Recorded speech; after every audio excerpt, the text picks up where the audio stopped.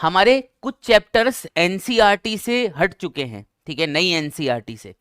तो ये प्लानर कुछ इस तरह से है कि स्ट्रक्चरल ऑर्गेनाइजेशन इन एनिमल्स से हम बिगिन करेंगे, यानी कि बेटा हम एनिमल टिश्यूज से बिगिन करेंगे, ठीक है। एनिमल टिश्यू पढ़ाना बेटा बहुत कंपलसरी होता है, क्योंकि आगे की ह्यूमन फिजियोलॉजी की चीजें समझ नहीं आती अगर एनिमल टिश्यू नहीं पढ़ रखा हो तो।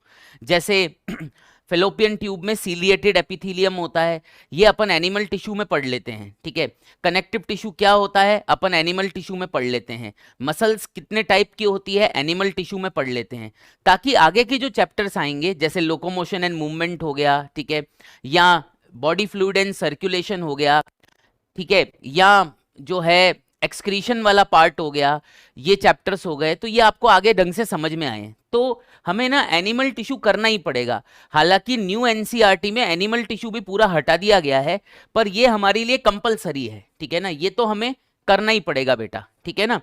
इसके बाद हमने breathing and exchange of gases, फिर body fluid and circulation, excretory products and their elimination, locomotion and movement, neural control and coordination, chemical coordination and integration, ठीक है। ये इस तरह से आपका चलेगा एनिमल किंगडम, बायोमोलिक्यूल।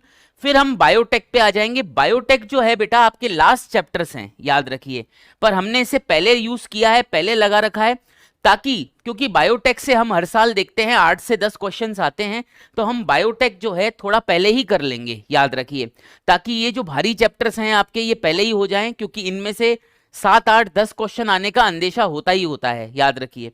फिर human reproduction, reproductive health, evolution, ठीक है। उसके बाद strategies, digestion and absorption, cockroach, frog, I and year, ठीक है ना। इसमें बेटा जैसे digestion and absorption new NCERT से हट चुका है, ठीक है, तो हमने डाइजेशन एंड एब्जॉर्प्शन लास्ट में पुट कर दिया है, ठीक है। उसी तरीके से कॉकरोच न्यू एनसीईआरटी से हट चुका है, तो कॉकरोच बेटा हमने लास्ट में लगा दिया है।